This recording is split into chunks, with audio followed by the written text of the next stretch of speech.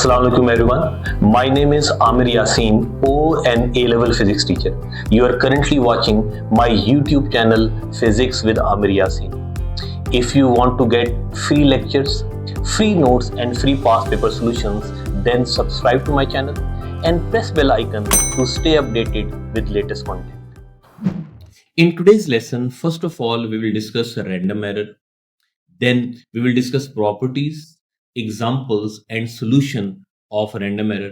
And at the end, we will discuss past year questions associated with systematic and random error. So let's start. आज के lesson में मैंने आप लोगों के साथ रैंडम एरर डिस्कस करना है। रैंडम एरर की डेफिनेशन और प्रॉपर्टीज स्क्रीन पर आपके सामने लिखी हुई है। इन प्रॉपर्टीज और डेफिनेशन को मैं डिस्कस कर लेता हूं, लेकिन उससे पहले अगर आपको याद हो तो पिछले लेसन में मैंने आप लोगों के साथ सिस्टमैटिक एरर डिस्कस किया था। ना सिर्फ मैंने आपको सिस्टमैटिक एरर की डेफिनेशन बताई थी, बल्कि प्रॉपर्टीज भी बताई थी। अगर आपको याद हो सिस्टमैटिक एरर की क्या डेफिनेशन बताई थी, मैंने कहा था कि an error due to fault of device, operators और system is called systematic error. फिर मैंने सिस्टमैटिक एरर की दो प्रॉपर्टीज बताई थी। मैंने कहा था कि magnitude of systematic error remains constant for repeated readings, ये फर्स्ट प्रॉपर्टी थी। सेकंड प्रॉपर्टी क्या बताई थी कि reason for systematic error is known. तो जिस तरीके से मैंने सिस्टमैटिक एरर एक्सप्लेन किया था लास्ट लेसन में, आज उसी पैटर्न पर मैं रैंडम एरर एक्सप्लेन कर रहा हूं। तो जो मैंने रैंडम एरर की डेफिनेशन लिखी हुई है अगर आप पढ़ो मेरे साथ, क्या डेफिनेशन लिखी हुई है कि an error which appears in the reading due to fault of person performing the experiment और due to faulty conditions is called random error. जो पर्सन रीडिंग नोट कर रहा था, अगर उसकी केयरलेसनेस की वजह से रीडिंग के अंदर एरर आ रहा है तो उस एरर को रैंडम एरर बोलोगे। और इसी तरीके से अगर फॉल्टी कंडीशंस की वजह से रीडिंग के अंदर एरर आ रहा है तो भी एरर को रैंडम एरर बोलो। फॉल्टी कंडीशंस का मतलब चेंज इन फिजिकल कंडीशंस। अगर during experiment physical conditions constant नहीं रहती, मिसाल के तौर पर टेम्परेचर कांस्टेंट नहीं रहता, प्रेशर कांस्टेंट नहीं रहता, तो आपकी रीडिंग्स इनएक्यूरेट आएंगी, आपकी रीडिंग के अंदर एरर आएगा। तो अगर फॉल्टी कंडीशंस की वजह से भी रीडिंग के अंदर एरर आता हो तो ऐसे एरर को भी रैंडम एरर बोलते हैं। उम्मीद है कि आपने रैंडम एरर की डेफिनेशन समझ ली। Now there are two properties of random error. अगर किसी एरर के अंदर इनमें से कोई एक भी प्रॉपर्टी प्रेजेंट हो तो error will be a random error. Properties मैं वन बाय वन एक्सप्लेन कर रहा हूं। फर्स्ट प्रॉपर्टी मैंने क्या लिखी हुई है कि magnitude of random error does not remain constant for repeated readings. अगर आप रिपीटेड रीडिंग्स लेते हो of the same physical quantity with help of same device और सारी की सारी रीडिंग्स के अंदर मैग्नीट्यूड ऑफ एरर सेम नहीं आता, तो इसका मतलब है कि एरर पोजेसेस फर्स्ट प्रॉपर्टी। उम्मीद है कि आपने समझ लिया। सेकंड प्रॉपर्टी मैंने क्या लिखी हुई है कि reason for error is sometimes unknown. बाज़ औक़ात आपको ये नहीं पता होता कि आपकी रीडिंग के अंदर जो एरर आ रहा है वो क्यों आ रहा है। Reason for error is unknown. तो अगर किसी एरर के अंदर इनमें से एक भी प्रॉपर्टी प्रेजेंट हो फिर ऐसे एरर को रैंडम एरर बोलोगे। अगेन जिस तरह मैंने सिस्टमैटिक एरर के साथ बताया था कि अगर एग्जामिनर आपसे रैंडम एरर की डेफिनेशन पूछता है तो रैंडम एरर की डेफिनेशन आप ऐसे बताओगे कि an error whose magnitude does not remain constant for repeated readings and reason is sometimes unknown is called random error। यानी कि जो मैंने प्रॉपर्टीज स्क्रीन पर लिखी हुई है इन दोनों प्रॉपर्टीज को इकट्ठा करके लिख दोगे तो रैंडम एरर की डेफिनेशन बन जाएगी। जो मैंने रैंडम एरर की डेफिनेशन लिखी हुई है वो आपको रैंडम एरर का बेसिक आइडिया देने के लिए लिखी हुई। तो पेपर में आप रैंडम एरर की डेफिनेशन कैसे बताओगे, उम्मीद है कि आपने समझ लिया। अब मैं आप लोगों के साथ रैंडम एरर की वेल नोन एग्जांपल्स डिस्कस करने लगा। जो फर्स्ट एग्जांपल मैं रैंडम एरर की डिस्कस करने जा रहा हूं वो पैरेलैक्स एरर है।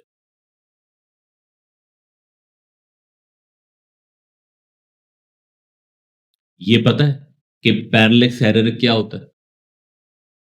Error due to wrong positioning of eye is called parallax error. अगर रीडिंग नोट करते वक्त आपने आई को प्रॉपरली पोजीशन नहीं किया तो आपकी रीडिंग इनएक्यूरेट आएगी। आपकी रीडिंग के अंदर एरर आएगा, उस एरर को आप पैरेलक्स एरर बोलोगे। ओ लेवल्स में आपने पढ़ा था कि जब हम रीडिंग नोट कर रहे होते हैं तो अपनी आई को कुछ इस तरीके से पोजीशन करते हैं कि लाइन ऑफ साइट परपेंडिकुलर हो with respect to scale of device. अगर लाइन ऑफ साइट परपेंडिकुलर है with respect to scale of device तो reading will be free from parallax error. लेकिन अगर लाइन ऑफ साइट परपेंडिकुलर नहीं है with respect to scale of device तो reading के अंदर एरर आएगा, उस एरर को आप पैरेलक्स एरर बोलोगे। मिसाल के तौर पर जो मैंने डायग्राम स्क्रीन पर शो की हुई है, डायग्राम नंबर 1 में मैं ये लेट्स से कि डायग्राम नंबर 1 है, ठीक है? ठीक है? मैंने length of metal rod find करनी है। लेट्स से कि ये मेटल रॉड है, ठीक है? मैंने मेटल रॉड की लेंथ फाइंड करनी है। कैसे फाइंड करूंगा? मेटल रॉड को प्लेस करूंगा along side metre rule, length of metal rod find कर लूंगा। अब ये जो मैंने डायग्राम नंबर 2 शो की हुई है इसको देखो, ये इसको मैं पोजीशन बी कह लेता हूं, ठीक है? अगर आप आई को उस तरीके से प्लेस करोगे length of metal rod note करते हुए जैसे मैंने पोजीशन बी में शो की हुई है, अगर आप आई को उस तरीके से प्लेस करोगे जैसा मैंने पोजीशन बी में शो की हुई है तो देखो लाइन ऑफ साइड परपेंडिकुलर है कि नहीं है with respect to scale of metre rule. तो reading will be free from parallax error, आपके पास एक्यूरेट लेंथ आएगी मेटल रॉड की। लेकिन अगर आप आई को पोजीशन ए या फिर पोजीशन सी में प्लेस करते हो तो पोजीशन ए में भी देखो लाइन ऑफ साइट परपेंडिकुलर नहीं है with respect to scale of metre rule, position C में भी लाइन ऑफ साइट परपेंडिकुलर नहीं है with respect to scale of metre rule. तो फिर पोजीशन ए और पोजीशन सी में अगर आप आई को प्लेस करते हो तो आपकी रीडिंग के अंदर एरर आएगा, उस एरर को आप पैरेलक्स एरर बोलोगे। उम्मीद है कि आपने समझ लिया कि पैरेलक्स एरर होता क्या है। अब मैं कह रहा हूं कि parallax error is an example of random error, यानी कि अगर आपकी रीडिंग के अंदर एरर आता है ड्यू टू पैरेलक्स एरर तो वो फिर रैंडम एरर होगा। Error due to parallax error is an example of random error. कैसे? मैं रैंडम एरर की प्रॉपर्टीज के थ्रू आपको इस चीज को जस्टिफाई करके दे रहा हूं। जो सिचुएशन मैंने कंसिडर की हुई है उम्मीद है कि आपको समझ में आती होगी। मैंने length of metal rod note करनी थी यूजिंग मीटर रूल। मैंने मेटल रॉड को प्लेस किया अलोंग साइड मीटर रूल। बताओ कि अगर मैं मेटल रॉड को प्लेस करके अलोंग साइड मीटर रूल उस तरीके से length of metal rod note करूं जैसे मैंने पोजीशन बी में शो किया हुआ, लेट्स से कि पोजीशन बी है। बताओ कि लाइन ऑफ साइट परपेंडिकुलर है कि नहीं with respect to scale of metre rule, reading will be free from parallax error. तो इसका मतलब है कि जो actual length of metal rod है वो 6.2 सेंटीमीटर्स है। अगर आप मीटर रूल से देखो तो actual length of metal rod फिर 6.2 सेंटीमीटर्स है। उम्मीद है कि आपने समझ ली। लेकिन अगर मैं लाइन ऑफ साइट को परपेंडिकुलर नहीं रखता with respect to scale of metre rule जैसे कि रीडिंग नंबर 1 या पोजीशन ए जो मैंने शो की हुई है, अगर मैं आई को पोजीशन ए में प्लेस करूं तो फिर जो मेरे पास लेंथ ऑफ मेटल रॉड आएगी वो 6.0 सेंटीमीटर्स आएगी ना। तो जो मेरी फर्स्ट रीडिंग है वो 6.0 सेंटीमीटर्स है। अब देखो अगर मैं इस रीडिंग का एरर फाइंड करूं तो इस रीडिंग का एरर फिर मुझे बताओ कि -0.2 सेंटीमीटर्स बनेगा नहीं बनेगा? क्या मैंने बताया था कि error in a single reading कैसे फाइंड करते हैं? Noted value minus actual value. तो जो नोटेड वैल्यू है वो 6.0 है और जो एक्चुअल वैल्यू है वो 6.2 है। तो नोटेड वैल्यू में से एक्चुअल वैल्यू को माइनस करो ना, तो पहली जो रीडिंग है उसका एरर -0.2 सेंटीमीटर्स आएगा कि नहीं आएगा? अब मैं रिपीटेड रीडिंग लेने लगा हूं of the same physical quantity help of same device. दोबारा से मैं इसी मेटल रॉड की लेंथ को नोट करूंगा using same metre rule.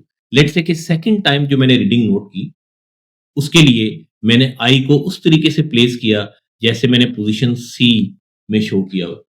Second reading फिर जो मेरे पास आएगी वो 6.5 सेंटीमीटर्स आएगी। तो एक्चुअल लेंथ 6.2 और जो मेरी सेकंड रीडिंग है वो 6.5।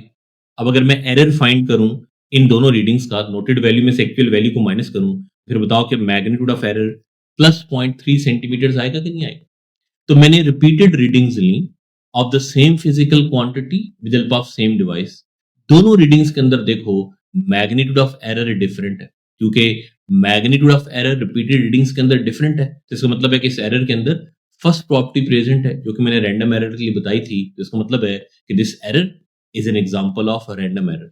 तो याद कर लो, मैंने जस्टिफाई करके दिया कि अगर पैरेलक्स एरर की वजह से आपकी रीडिंग के अंदर एरर आता है तो उस एरर को आप रैंडम एरर बोलोगे। उम्मीद है कि आपने समझ ली। उसके बाद देखो, जो सेकंड एग्जांपल मैं आप लोगों के साथ डिस्कस कर रहा हूं वो मिस हैंडलिंग ऑफ ऑपरेटर्स। बताओ कि अगर आप ऑपरेटर्स को प्रॉपरली हैंडल नहीं कर पा रहे तो ये ऑपरेटर्स का फॉल्ट तो नहीं है ना, डिवाइस का फॉल्ट तो नहीं है ना, उस पर्सन का फॉल्ट है ना जो कि रीडिंग नोट कर रहा है। अगर आप डिवाइस को प्रॉपरली हैंडल नहीं कर पा रहे, आपकी रीडिंग इनएक्यूरेट आएगी, आपकी रीडिंग के अंदर एरर आएगा due to your own personal mistake. Error को रैंडम एरर बोलोगे। मिसाल के तौर पर ओ लेवल्स में आपने पढ़ा था कि जब हम माइक्रोमीटर स्क्रू गेज को यूज करते हैं तो माइक्रोमीटर स्क्रू गेज के जॉस को हम क्लोज करते हैं यूजिंग रैचेट। ये याद है, ये रैचेट होती है ना, ठीक। जबकि ये जो पार्ट है माइक्रोमीटर का, इसको थिम्बल बोलते हैं। हम्म? तो ओ लेवल्स में आपने पढ़ा था कि अगर आप माइक्रोमीटर के जॉस को थिम्बल के थ्रू क्लोज करते हो तो फिर आप ऑब्जेक्ट के ऊपर अनड्यू प्रेशर एग्जर्ट करते हो, ऑब्जेक्ट कंप्रेस हो जाता है, एक्यूरेट वैल्यू नहीं आती, एक्यूरेट रीडिंग नहीं आती। लेकिन अगर आप जॉस को रैचेट के थ्रू क्लोज करते हो तो एक दफा जब जॉस ऑब्जेक्ट को ग्रिप कर लेते हैं तो उसके बाद फर्दर अगर आप रैचेट को रोटेट भी करो तो जॉस फर्दर मूव नहीं करते, ऑब्जेक्ट के ऊपर अनड्यू प्रेशर एग्जर्ट नहीं होता, एक्यूरेट रीडिंग आती। तो अगर आप जॉस को थिम्बल के थ्रू क्लोज कर रहे हो, माइक्रोमीटर के जॉस को थिम्बल के थ्रू क्लोज कर रहे हो, तो इसका मतलब है कि आप डिवाइस को मिस हैंडल कर रहे हो ना, आपकी रीडिंग इनएक्यूरेट आएगी, आपकी रीडिंग के अंदर एरर आएगा। पर्सनल मिस्टेक की वजह से, पर्सनल केयरलेसनेस की वजह से आपकी रीडिंग के अंदर एरर आएगा, और पर्सनल मिस्टेक की वजह से, पर्सनल केयरलेसनेस की वजह से रीडिंग के अंदर अगर एरर आता हो तो ऐसे एरर को रैंडम एरर बोलते हैं। तो उम्मीद है कि आपने समझ लिया कि miss handling of operators is also an example of random error. फिर जो थर्ड एग्जांपल है रैंडम एरर की, वो ह्यूमन रिएक्शन टाइम। उम्मीद है कि आपको सिचुएशन समझ में आ रही है। लेट्स से कि there are two persons, person A and person B, ठीक है। पर्सन ए जैसे ही बॉल को रिलीज करता है, person be stop watch start कर देता है, और जब बॉल जाकर ग्राउंड को हिट करती है पर्सन बी स्टॉप वॉच को स्टॉप कर देता है। पर्सन बी टाइम नोट कर रहा है taken by the ball to reach to the ground. तो बताओ कि जब पर्सन ए बॉल को रिलीज करेगा, पर्सन बी की आईज ने इस इवेंट को देखना है, पर्सन बी की आईज ने ब्रेन को मैसेज सेंड करना है, ब्रेन ने थंब को मैसेज सेंड करना है, और थंब ने फिर स्टॉप वॉच को स्टार्ट करना है। तो पर्सन बी की आईज ने जब बॉल को रिलीज होते हुए देखा और पर्सन बी ने जब थंब प्रेस किया, तो इसके बीच में थोड़ा सा डिले आएगा कि नहीं आएगा?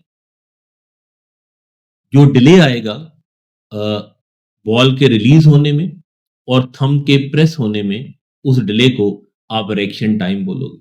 तो जो रिएक्शन टाइम है, उम्मीद है कि आपने समझ लिया, पर्सनल मिस्टेक है, उस पर्सन का फॉल्ट है जो कि रीडिंग नोट कर रहा है, और पर्सनल मिस्टेक की वजह से रीडिंग के अंदर जो एरर आता है उसको रैंडम एरर बोलते हैं।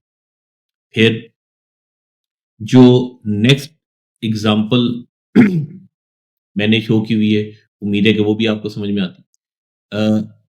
आप लेट्स से कि रेजिस्टेंस फाइंड कर रहे थे रेजिस्टर की, टेम्परेचर कांस्टेंट नहीं रहता सराउंडिंग्स का, टेम्परेचर अगर फ्लक्चुएट करता है तो फिर आपकी रीडिंग भी फ्लक्चुएट करेगी, रेजिस्टेंस की वैल्यू भी फ्लक्चुएट करेगी, आपकी रीडिंग के अंदर एरर आएगा ड्यू टू फॉल्टी कंडीशंस, और फॉल्टी कंडीशंस की वजह से रीडिंग के अंदर जो एरर आता है उसको भी रैंडम एरर बोलते हैं।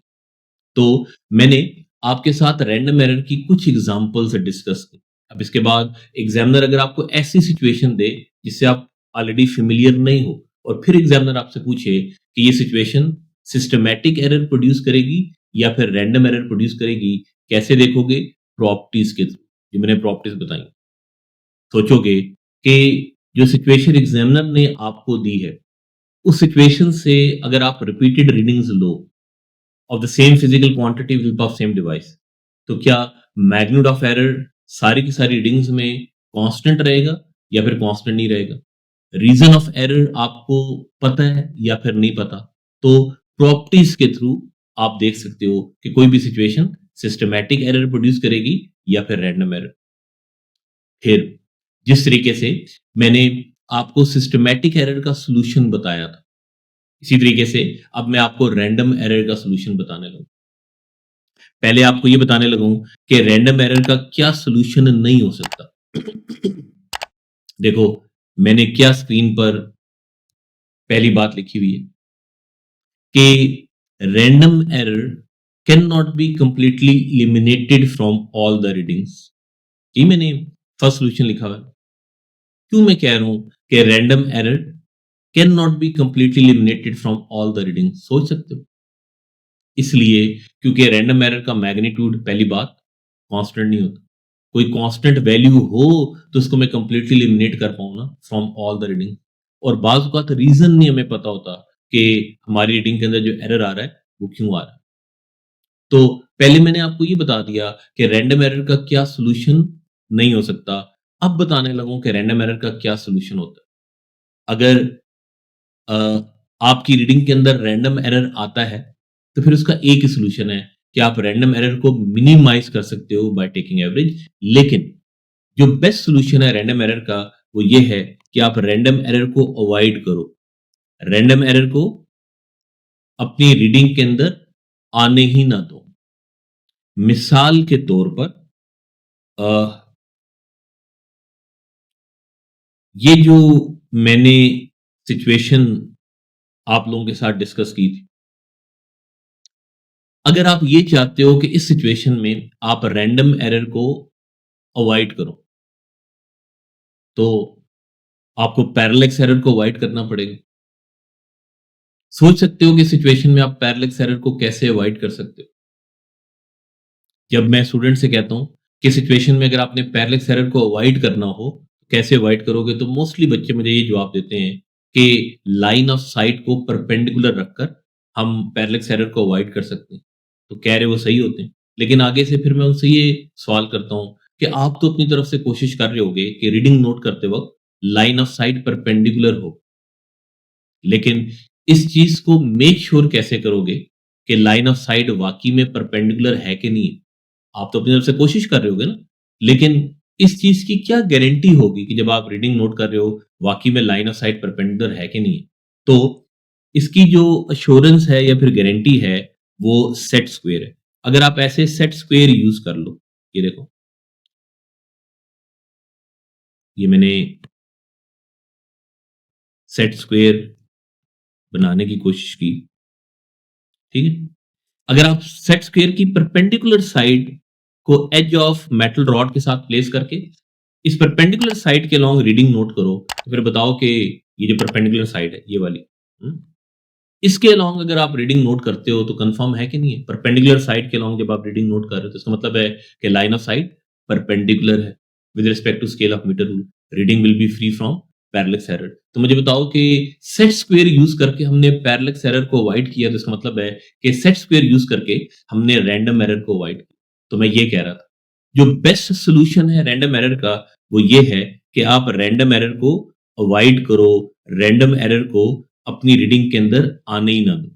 लेकिन अगर सेट स्क्वायर अवेलेबल ना हो तो फिर मुझे बताओ कि पॉसिबिलिटी है कि नहीं है कि आपकी रीडिंग के अंदर पैरेलक्स एरर आएगा, आपकी रीडिंग के अंदर रैंडम एरर आएगा।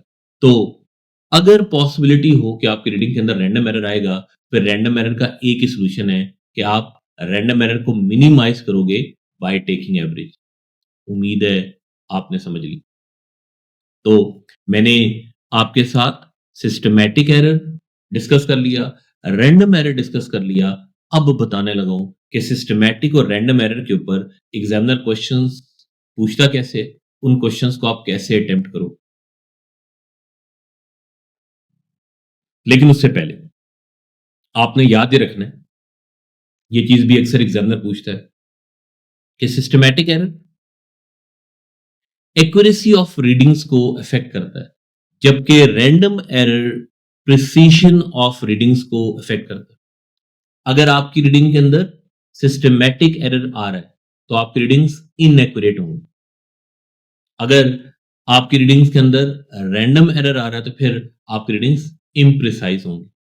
तो आगे चलकर अगले लेसन्स में, अगली वीडियोस में मैंने आपके साथ प्रिसीजन और एक्यूरेसी डिस्कस करना है। जब मैं आपके साथ प्रिसीजन और एक्यूरेसी डिस्कस करूंगा तो वहां पर आपको डिटेल में बता दूंगा कि सिस्टमैटिक एरर एक्यूरेसी को कैसे इफेक्ट करता है, रैंडम एरर प्रिसीजन को कैसे इफेक्ट करता है। फिलहाल याद कर लो कि सिस्टमैटिक एरर से एक्यूरेसी इफेक्ट होती है, जबकि रैंडम एरर से प्रिसीजन। उसके बाद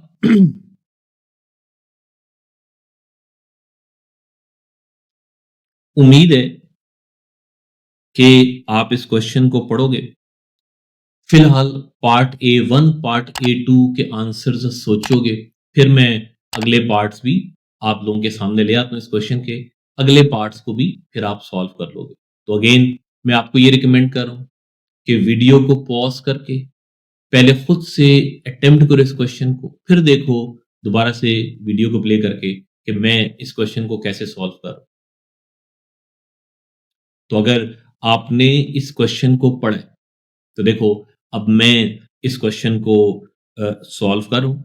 उम्मीद है कि आपने सिचुएशन समझ ली। स्टूडेंट ने एक्सेलरेशन ऑफ कार डिटरमिन करनी थी। इसके लिए स्टूडेंट ने एक्सपेरिमेंट परफॉर्म किया। स्टूडेंट करता क्या था कि कार को रिलीज करता था फ्रॉम रेस्ट। कार को रिलीज करने से पहले student distance travelled by car note कर लेता था। फिर स्टूडेंट कार को जब रिलीज करता था फ्रॉम रेस्ट, स्टॉप वॉच को स्टार्ट कर देता था। जब कार बॉटम ऑफ स्लोप पर पहुंचती थी तो स्टूडेंट स्टॉप वॉच को स्टॉप कर देता था। तो जो स्टॉप वॉच है वो टाइम शो करेगी ना, taken by car to cover distance D. तो डी की वैल्यू भी होगी स्टूडेंट के पास, टी की वैल्यू भी होगी। एक दफा मुझे बताओ कि आपके पास टी की वैल्यूज आ जाए, फिर आप टी स्क्वेयर की वैल्यूज फाइंड कर सकते हो। तो स्टूडेंट के पास डी की वैल्यूज भी होंगी, टी की वैल्यूज भी होंगी, टी स्क्वेयर की वैल्यूज भी होंगी। फिर स्टूडेंट ने D versus T square graph plot किया। जब स्टूडेंट ने D versus T square graph plot किया तो ग्राफ उस तरीके से बना जैसे स्क्रीन पर आपके सामने। उम्मीद है कि आपने सिचुएशन समझ ली कि सिचुएशन क्या है। अब पार्ट A1 में एग्जामिनर कह रहा है कि ग्राफ का वो फीचर बताओ जिससे आपको ये पता लग रहा है कि स्टूडेंट्स की सारी रीडिंग्स के अंदर रैंडम एरर है। तो जो अनइक्वल स्कैटरिंग ऑफ पॉइंट्स है ना, unequal scattering of points along the line indicate कर रही है कि स्टूडेंट की रीडिंग्स के अंदर रैंडम एरर है। अनइक्वल स्कैटरिंग ऑफ पॉइंट्स कैसे इंडिकेट कर रही है कि रैंडम एरर है? अनइक्वल स्कैटरिंग ऑफ पॉइंट्स का मतलब है कि सारी की सारी रीडिंग्स के अंदर मैग्नीट्यूड ऑफ एरर सेम नहीं है। इसका मतलब है कि रीडिंग्स के अंदर रैंडम एरर है। उसके बाद जो A2 पार्ट है, इसमें एग्जामिनर पूछ रहा है कि बताओ कि ग्राफ का वो कौन सा फीचर है जिससे हमें ये पता लग रहा है कि स्टूडेंट्स की सारी रीडिंग्स के अंदर सिस्टमैटिक एरर है। तो ग्राफ स्ट्रेट लाइन तो है, लेकिन स्ट्रेट लाइन ओरिजिन से पास नहीं कर रही। स्ट्रेट लाइन ओरिजिन से पास नहीं कर रही। This feature of graph is indicating that there is systematic error in all the readings taken by the student. देखो ना, ये जो मैंने रेड एरो शो किया हुआ है, ग्राफ स्ट्रेट लाइन तो है लेकिन स्ट्रेट लाइन ओरिजिन से पास नहीं कर रही, एक्स एक्सिस को कट कर रही है। स्ट्रेट लाइन का एक्स एक्सिस को कट करना इस चीज का एविडेंस है। देखो ये जो मैंने एरो शो किया हुआ है, ये 2 एरो शो कर दिए। मुझे बताओ कि इस रीडिंग के लिए फिर ये नहीं पता लग रहा ग्राफ से कि अभी डिस्टेंस ट्रेवल्ड बाय कार तो 0 है, ये जो मैंने 2 एरोस रेड एरोस शो किए ना, इस रीडिंग के लिए डिस्टेंस ट्रेवल्ड 0 है ना, लेकिन टाइम देखो 0 नहीं। डिस्टेंस ट्रेवल्ड 0 होने का मतलब है कि फिलहाल आपने कार को रिलीज नहीं किया, फिलहाल आपने एक्सपेरिमेंट परफॉर्म करना शुरू नहीं किया, ऑलरेडी स्टॉप वॉच आपको रीडिंग शो कर रही है। तो एक्सपेरिमेंट परफॉर्म करने से पहले ही जब स्टॉप वॉच आपको रीडिंग शो कर रही है, तो इसका मतलब है कि स्टॉप वॉच के अंदर 0 एरर है, and 0 error is an example of systematic error. तो लाइन ओरिजिन से पास नहीं कर रही, लाइन एक्स एक्सिस को कट कर रही है। This feature of graph is indicating that there is systematic error in all the readings taken by the student. उम्मीद है कि आपने समझ लिया। उसके बाद सेकंड पार्ट में एग्जामिनर पार्ट B1 में कह रहा है कि determine the gradient of graph. अगर आपने ग्रेडियंट ऑफ ग्राफ कैलकुलेट करना हो तो देखो मैं इधर कैलकुलेट करके दे रहा हूं। ये अगर मैं ग्रेडियंट कैलकुलेट करूं ग्राफ का, अगर ये मैं पूरी ट्राइंगल कंसिडर कर लूं ऐसे, ठीक है, तो 12 माइनस 0 डिवाइडेड बाय सॉरी ये 120 माइनस 0 है, और ये 12 माइनस 0.6 है। ये मैंने y2 minus y1 divide by x2 minus x1, ये मैंने ट्राइंगल कंसिडर की है ना, इससे मैंने y2 y1 x और x1 की वैल्यूज पुट कर दी। जब मैं ग्रेडियंट कैलकुलेट करूंगा तो gradient 10.5 centimetre over second square आएगा। तो फर्स्ट पार्ट में मैंने ग्रेडियंट ऑफ ग्राफ फाइंड कर लिया पार्ट B1 में।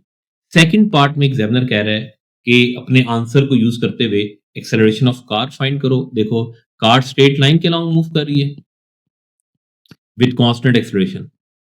अगर ऑब्जेक्ट स्ट्रेट लाइन के अलॉन्ग मूव करता हो विद कांस्टेंट एक्सेलरेशन तो हम इक्वेशंस ऑफ मोशन यूज कर सकते हैं। मैं second equation of motion use कर रहा हूं। जो मैंने इक्वेशन स्क्रीन पर आपके सामने लिखी हुई है, ये सेकंड इक्वेशन ऑफ मोशन है। इस इक्वेशन में s डिस्टेंस है, u इनिशियल वेलोसिटी है, t टाइम है, a एक्सेलरेशन है।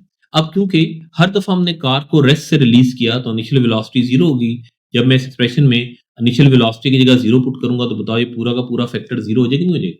तो इक्वेशन सिंप्लीफाई होकर ऐसे रह जाएगी, s is equals to half a t square.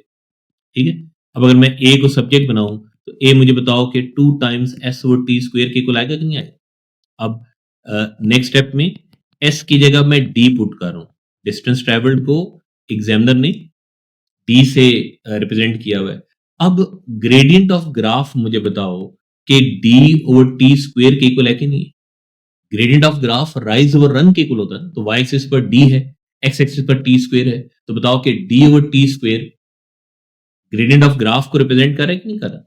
तो फिर मैं d ओवर t स्क्वायर की जगह नेक्स्ट स्टेप में ग्रेडियंट ऑफ ग्राफ लिख सकता हूं, ये लिख दिया। ठीक है, और ग्रेडियंट ऑफ ग्राफ हमने पिछले पार्ट में फाइंड किया हुआ है। ग्रेडियंट ऑफ ग्राफ 10.5 सेंटीमीटर और सेकंड स्क्वायर था।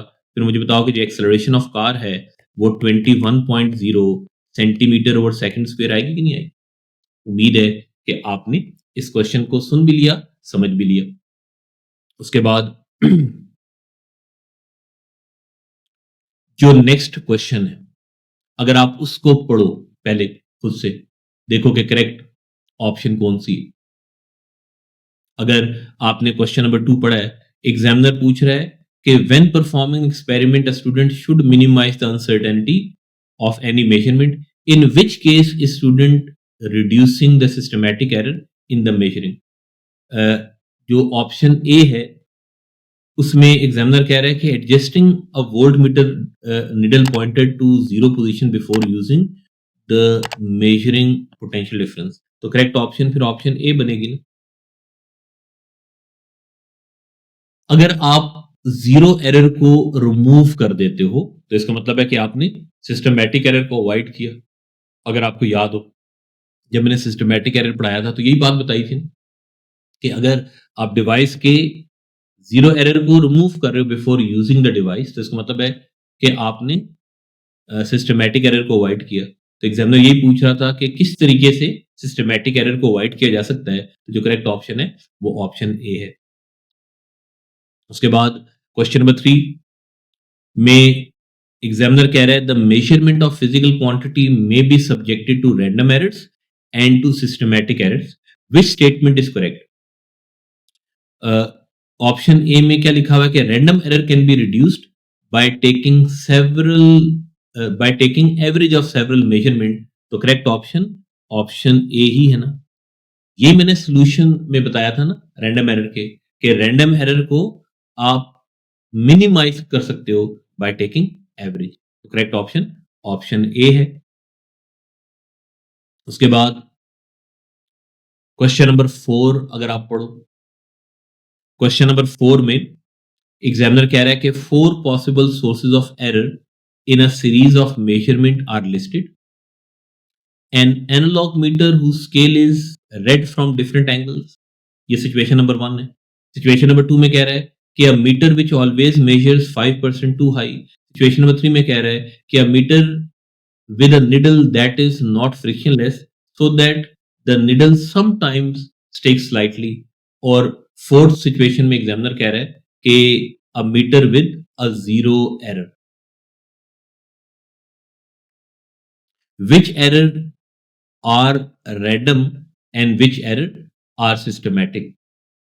तो आपने बताना है कि इनमें से कौन सी सिचुएशन, अगर आपने सिचुएशन समझ ली है, इनमें से कौन सी सिचुएशन सिस्टमैटिक एरर को रिप्रेजेंट कर रही है, कौन सी सिचुएशन रैंडम एरर को रिप्रेजेंट कर रही है। तो फिर बताओ कि सिचुएशन नंबर 4 तो सिस्टमैटिक एरर है ना, बताया था कि zero error is an example of systematic error, ठीक है। उसके बाद सिचुएशन नंबर 2 भी बताओ कि सिस्टमैटिक एरर को रिप्रेजेंट करेगी नहीं करेगी। A meter which always measures 5% too high. तो फिर अगर आप रिपीटेड रीडिंग्स लोगे तो सारी की सारी रीडिंग्स के अंदर मैग्नीट्यूड ऑफ एरर सेम आएगा कि नहीं आएगा, क्योंकि meter always measures 5% too high, fixed value है, मैग्नीट्यूड ऑफ एरर सेम आएगा। तो सिचुएशन 2 और 4 सिस्टमैटिक एरर को रिप्रेजेंट करें, तो फिर 1 और 3 रैंडम एरर को रिप्रेजेंट करेंगे। करेक्ट ऑप्शन फिर ऑप्शन बी बनेगी। सिचुएशन नंबर 1 में कह रहा है कि meter is read from different angles, तो सारी की सारी रीडिंग्स में मैग्नीट्यूड ऑफ एरर सेम नहीं आएगा सिचुएशन नंबर 1 से। और सिचुएशन नंबर 3 से एग्जामिनर कह रहा है कि नीडल समटाइम्स स्टिक्स, तो रिपीटेड रीडिंग्स के अंदर again magnitude of error same नहीं आएगा। तो सिचुएशन नंबर 1 और 3 रैंडम एरर को रिप्रेजेंट कर रही हैं, जबकि सिचुएशन नंबर 2 और 4 सिस्टमैटिक एरर को रिप्रेजेंट कर रही हैं। उम्मीद है कि आपने आज के लेसन को समझा। इससे आगे फिर मैं अगली वीडियो में अगले लेसन में आप लोगों के साथ डिस्कस करता हूं। Now, if you want to further practice topical worksheets of this topic, if you want to get detailed notes of this topic, then go to my website, that is www.physicswithamiryasin.com. There you will find free learning resources. Click on free learning resources, then click on IGCSE O levels, AS or A2. There you will find notes for all the chapters, all the topics. You will find topical worksheets of all the chapters, all the topics. You will find past papers and you will find syllabus and much more. Practice these things, you will easily get A and A star grade.